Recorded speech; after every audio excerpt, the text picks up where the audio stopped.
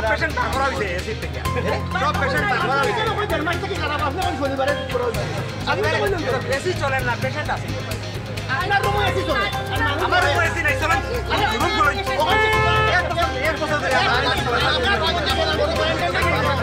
রুমে এসি আমি চালাই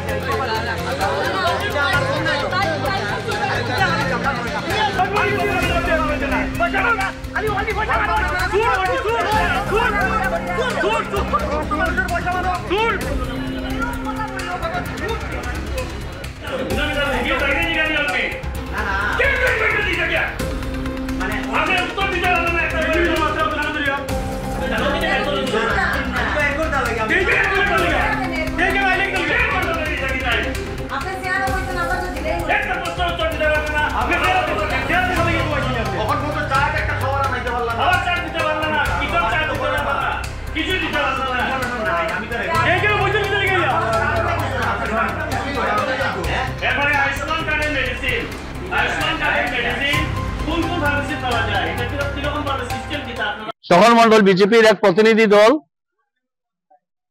শ্রীভূমির সরকারি হাসপাতালে এসেছিলাম। মূলত সুপারিনটেন্ডেন্টের সঙ্গে এই হাসপাতালের বিভিন্ন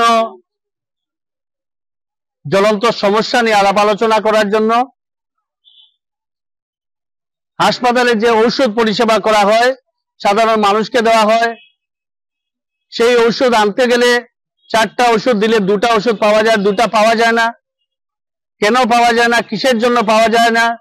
সরকার প্রতিনিয়তই সাপ্লাই দিয়ে আসছে, তারপরও কেন পাওয়া যায় না, এই নিয়ে আমরা আলাপ আলোচনা করি। এবং সর্বোপরি মানুষ যখন নিজের প্রাণ বাঁচানোর জন্য আইসিইউতে গিয়ে অ্যাডমিশন নেয়, সেই আইসিইউতে আমরা যখন গেলাম, তখন সেই আইসিইউতে প্রবেশ করার পর দেখতে পেলাম যে সত্যিকার অর্থে এটা আইসিইউ না একটা মুরগির ফার্ম, সেটা আমরা বুঝতে পারিনি। সেই আইসিইউর মধ্যে কোনো ধরনের এসির ব্যবস্থা নেই, কোনো ধরনের ফ্যানের ব্যবস্থা নেই। আইসিইউর বাইরের অবস্থা বরঞ্চ আইসিইউ থেকে অনেক ভালো। আইসিইউর দায়িত্বে যিনি আছেন, যে ডক্টর ভট্টাচার্য আছেন, উনার কথা মতো উনি চেষ্টা করে যাচ্ছেন, কিন্তু সবকিছু সুপারিনটেন্ডেন্টের দায়িত্ব। উনি বাকিদের কাছ থেকে সাহায্য সহযোগিতা পাচ্ছেন না, তার জন্য উনারও কিছু করার নেই। উনাকে কর্তব্যরত অবস্থা পাইনি। আমরা টেলিফোনের মাধ্যমে যোগাযোগ করতে যখন যাই, উনি বলেছেন উনি সুগারের পেশেন্ট, তার জন্য উনি এই মুহূর্তে অনুপস্থিত। এই হচ্ছে বর্তমান, একদম সংক্ষিপ্তভাবে আপনাদের কাছে তুলে ধরলাম, এই হচ্ছে বর্তমান আইসিইউর অবস্থা, বর্তমান এই সরকারি হাসপাতালের অবস্থা। মুদ্রা কথা হচ্ছে গিয়ে সরকার দিনরাত পরিশ্রম করে যাচ্ছে, কেন্দ্র সরকার এবং রাজ্য সরকার জাতি ধর্ম বর্ণ নির্বিশেষে সকলের জন্য কাজ করে যাচ্ছে। আর সেই জায়গায় যদি হাসপাতাল কর্তৃপক্ষ মানুষের জীবন নিয়ে, অসুস্থ মানুষের জীবন নিয়ে যদি ছিনিমিনি খেলা করে থাকেন, তা ভারতীয় জনতা পার্টি বরদাস্ত করবে না, যতই আমরা শাসক দলের কার্যকর্তা হই না কেন।